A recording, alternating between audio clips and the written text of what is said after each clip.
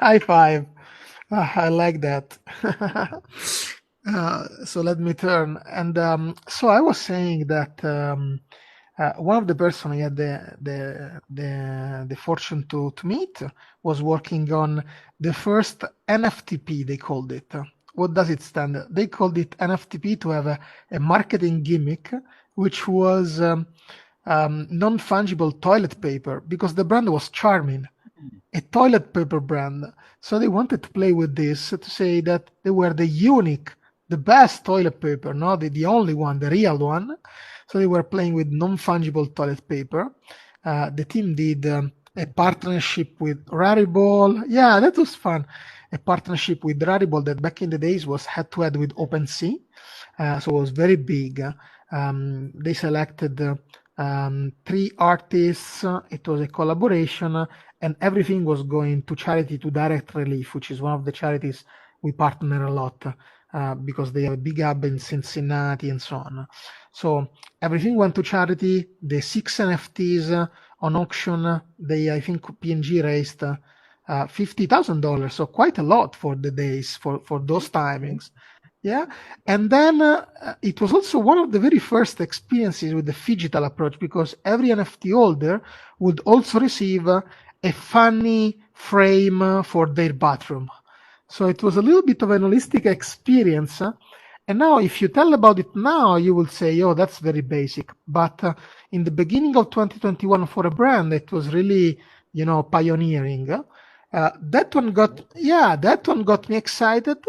A lot of the content from Gary Vee got me excited too because I knew Gary Vee from the TikTok times. So he was the very first leader that introduced me to the potential of TikTok. Yeah,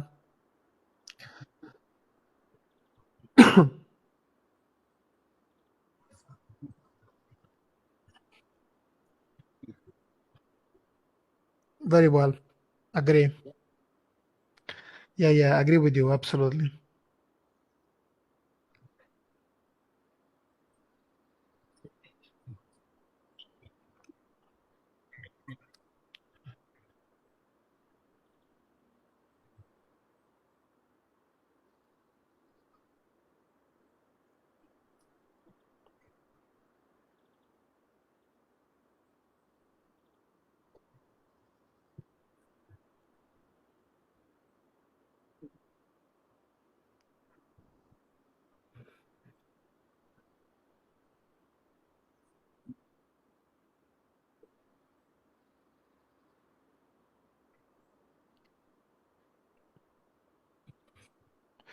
Yeah, no, I think I think that it was not your question, but there is one topic which is how big corporations are approaching the space. No, I suppose that you could also be interested.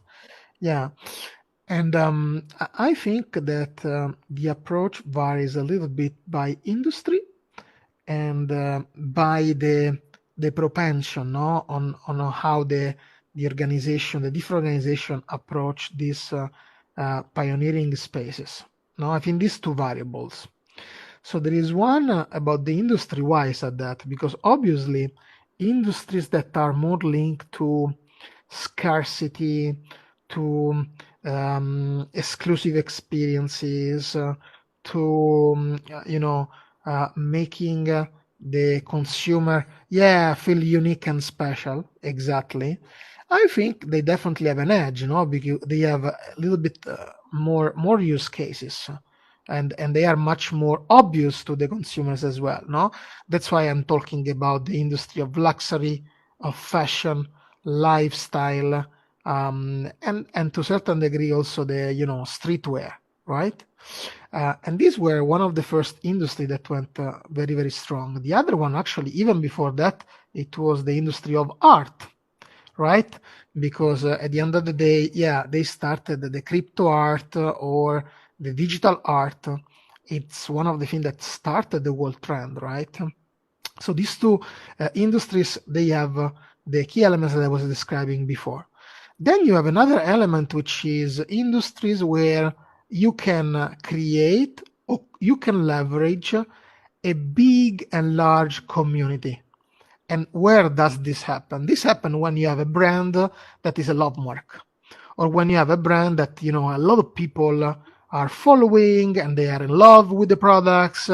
Maybe they have memories from the past, childhood, or teenage years, or things like this. No, and when you have that, it's much easier to become and build together on the Web3 spirit and through the NFT as a technology, what I call the community economy or the creator economy. So we have experience. So in the case of luxury, I think the best cases and experiences were from Gucci. Absolutely, is my by far one of my favorite big brand to approach the space overall. Yeah. So, and we go back to the strategy, of the big corporation. First of all, they did something not for Web3 only, in general, for they approach to innovation. They created a whole division that they call it Gucci Vault. Actually, internally, they call it the Gucci Dream Big division. And this is a dedicated team. And as of last November, there is even a CEO of Gucci Vault. So it's not a president, it's not like a top manager only. They called it CEO. It's a strong message, right? Because it's like if they are creating this subdivision that has more freedom than what a Gucci big corporate could have. So once they have this environment of the vault, they created some of sub teams in order to map out what are the interesting trends that for them can make a lot of sense. One of them used to be, even before Web3, the esports and gaming, right? Another one is now Web3. Then there is another one that is not necessarily Web3, but is more like metaverse or immersive experiences. And they started to experiment on all the three of them, right? in different ways. So basically, going more to Web3, which and metaverse that is interesting us a lot. What they have done is, first they tested waters with a smaller approach, like with fewer NFTs to understand how it would work. But the most important two things they have done is that they created two partnerships with two of the creators that somehow were already in the space. One is Super Plastic. It's a US, very young company that is centered around digital influencers. And they were there even before the NFTs were there, because their influencers were really part of cool videos, and they were playing, with lifestyle and luxury. There is one of the guys that is called Gucci, and that's why it was, fun to make a little bit of an interaction there for the brand.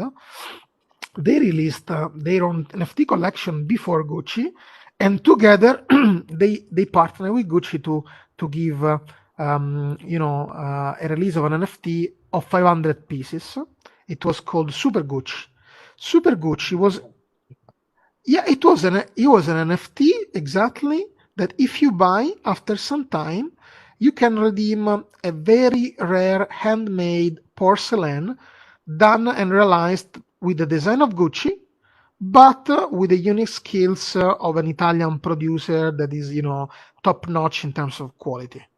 So imagine having something targeted and branded Gucci with Gucci lifestyle and everything in only a series of 500 pieces. I think that this in 20 years from now is going to be extremely valuable, right?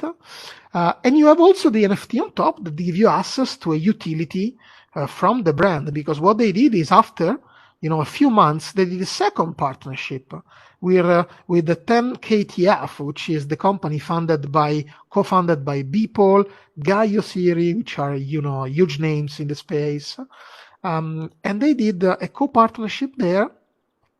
And first of all, they give for free one magic ball to all the owners of Super Gucci. So that was the first utility. So if you, for example, purchased Super Gucci for 1.5 Ethereum, now you receive the magic ball from Gucci from this second collaboration, that they are going to sell it for 1 Ethereum. So you're already almost getting back the price that you paid, and you're going to receive the porcelain sculpture at your home. So that was already breakthrough by definition. And then in this second partnership, they came out also with a creative envelope, which was we want to talk to some of the coolest and more active communities in Web3. We don't want to do things by our own. And 10KTF was already partnering with them. So they did, we want to dress in Gucci style with the same, in digital version of the same dresses of two collections that are our real collection, which are the Hawaiian and equestrian one. If you go right now on the Gucci.com, you will still find the equestrian collection that you can purchase. They brought it to the digital world and they said, Bored Ape Yacht Club, Mutant Ape Yacht Club, Cool Cats, World of Woman, Oni Force, and a few others very lucky ones. We want to dress your avatar in Gucci.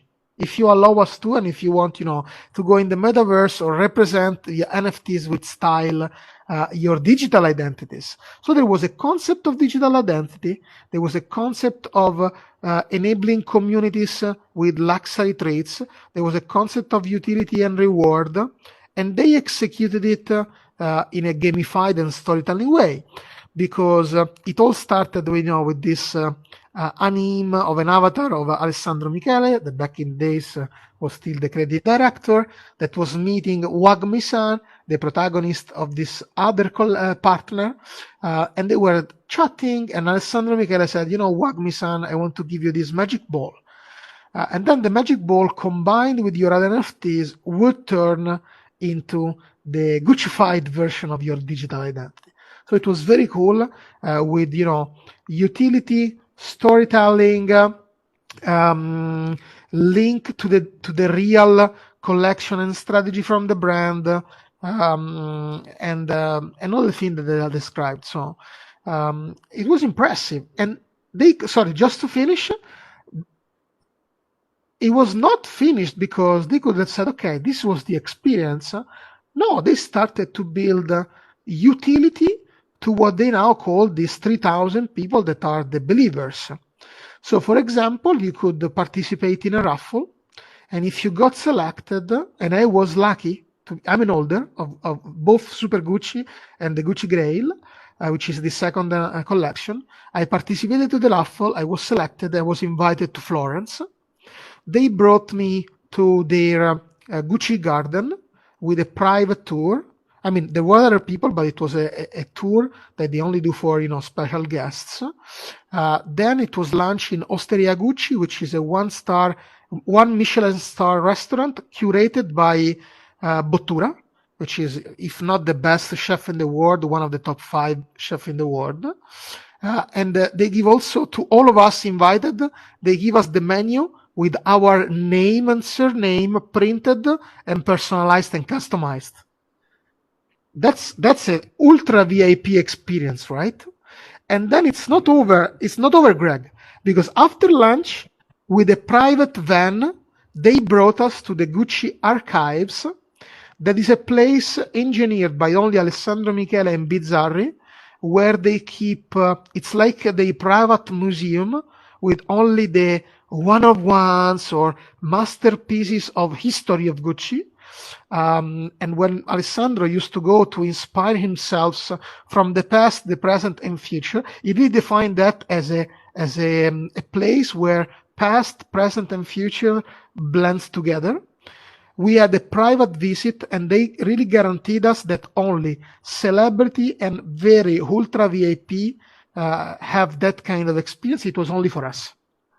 So imagine that, right? How much would you pay for that? If you are a fan of Gucci, how much would you pay for that? 10,000 maybe.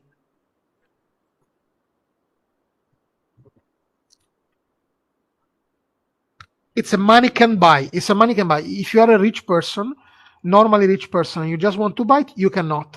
I mean, it is true that for they define ultra VIP individuals, people that spend in Gucci, I think $100,000 or $150,000 per year, and they can access to those experiences. But if you are not within that, If you are even a rich person but not spending $150,000, you cannot have access, but you can with the NFT.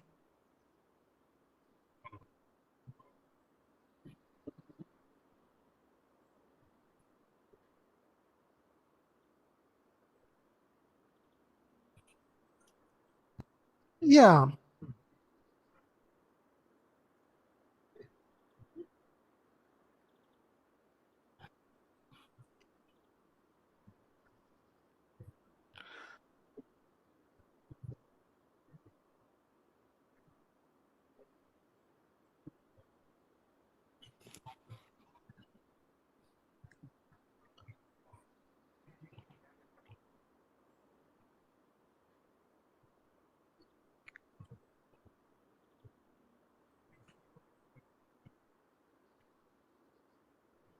absolutely.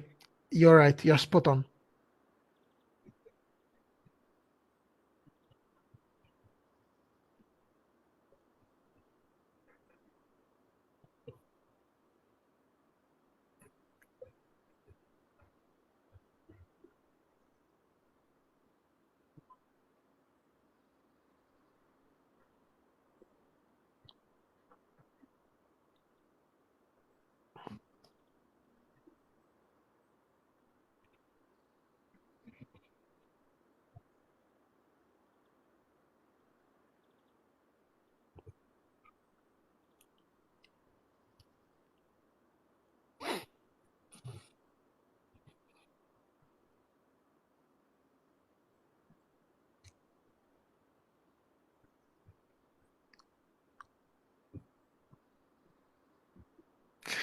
Yeah, no, I think even in this case, back to the strategy, a company should interpret NFTs not because they are, a technology new or they are a trend or they are cool, no, but they should do it because there is a a big purpose on how they can create value first for their consumers and lovers, and then for themselves as a corporate, no? So typically, when I approach companies, because what I'm doing now is consulting, no? I consult big brands on how to enter Web3. This is what I'm doing. And what I do is, okay, let's think about the value creation, right? What are your priorities as a brand? Are there your priorities in terms of, I would call it trade up, or which means you want to create a relationship with your most loyal users, bring money can buy experiences, elevate those experiences, and of course some way pretend they contribute to that, right? Or maybe it's trade in because you want to enlarge your user base, right? And maybe you want to attract incremental consumer, making them understand that you are a modern brand that can speak their language, appeal to them. Especially if I think about the crypto users globally, they are 300 million. They are not small. People think it's really, really small, but it's almost 7 to 10% of the global population that that they at least once purchased crypto. In terms of Web3, it's a little less. It's 22 million, but on a global scale, it's a good target audience because they talk to each other, they look at each other, they have similar preferences, and it's growing very importantly. The CAGR is 44%. So that is a trade-in opportunity. Then you have new business model opportunities. I will call it trade across, because for example, take the digital, the luxury industry. They are creating digital clothes or digital goods that are very luxury wise for their avatars or for displaying. And this is an extra revenue stream that they did not have before.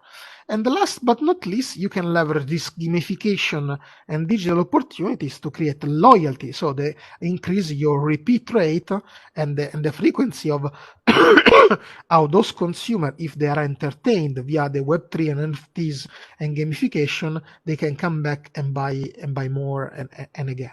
So based on that, I think that other brands that are doing fantastic steps are, for example, it is still lifestyle, but it's more street. Adidas, I think they had a fantastic approach because first of all, they wanted to, I call it pay respect to the community. What does that mean? They did not like say, I am Adidas, these are my NFTs, you come and buy. They purchased a Bored Ape, to be part of one of the community, right? They dressed it in Adidas. They put it as a profile picture on Instagram and Twitter. They created, a persona, digital persona around that, and they started to create video content. Then the second one is they did two partnerships. I mean, this one was already three partnerships. One with Bored Ape Club, the creator of one of the avatars that they bought. The other one was with Pixel Vault. It was one also of the creator in the environment that was very, very skilled.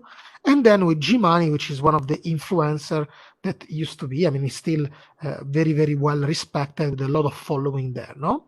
And they created a capsule collection.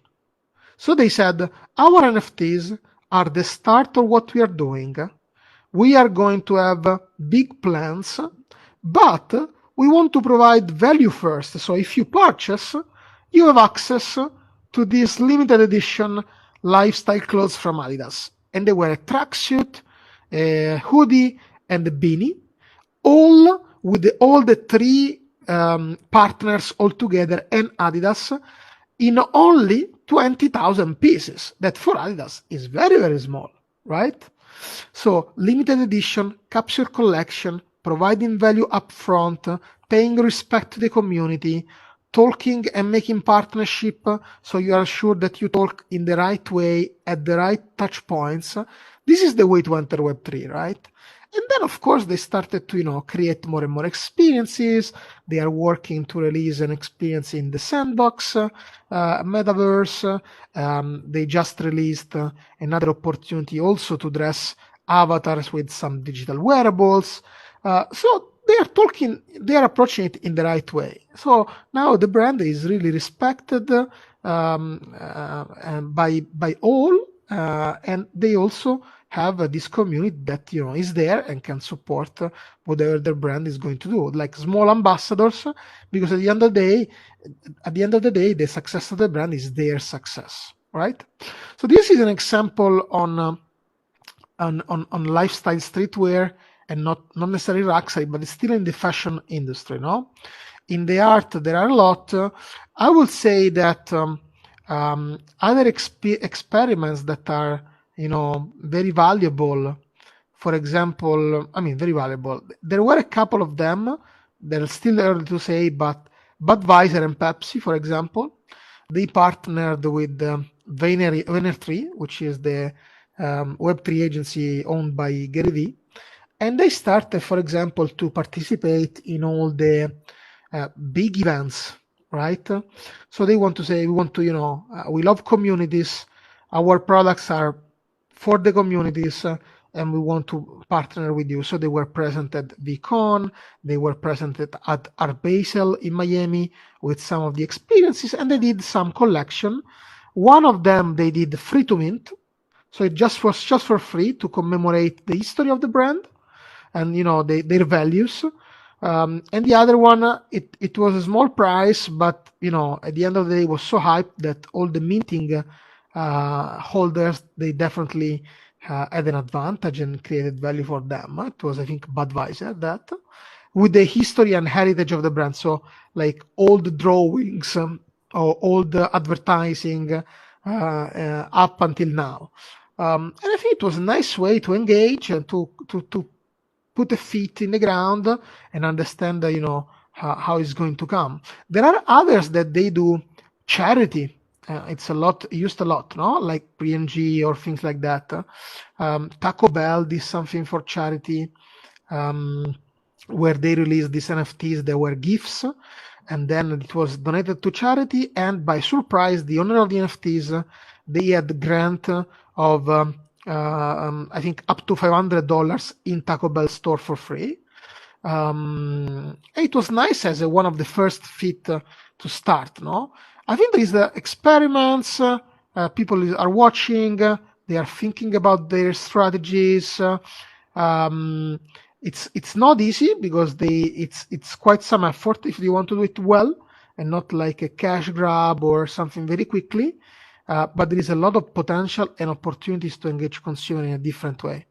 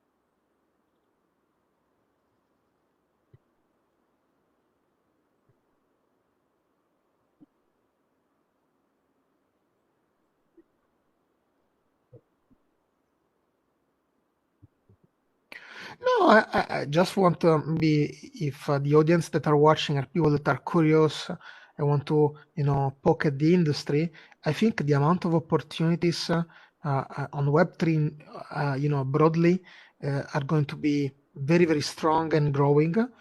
So I want to encourage young talents, to join, explore, be curious. I think is the number one suggestion I will give, which is be curious means don't disregard for some headlines or FTX crash or something that goes bad or the markets are down. Yeah, yeah, but I'm just saying, no, no, I'm just saying, like, don't pay attention to these headlines, but be curious and find your own information, engage, listen to content like this one or better, and definitely, I'm sure there will be a lot of opportunities for business, for work, and for self growth that are going to be almost unprecedented.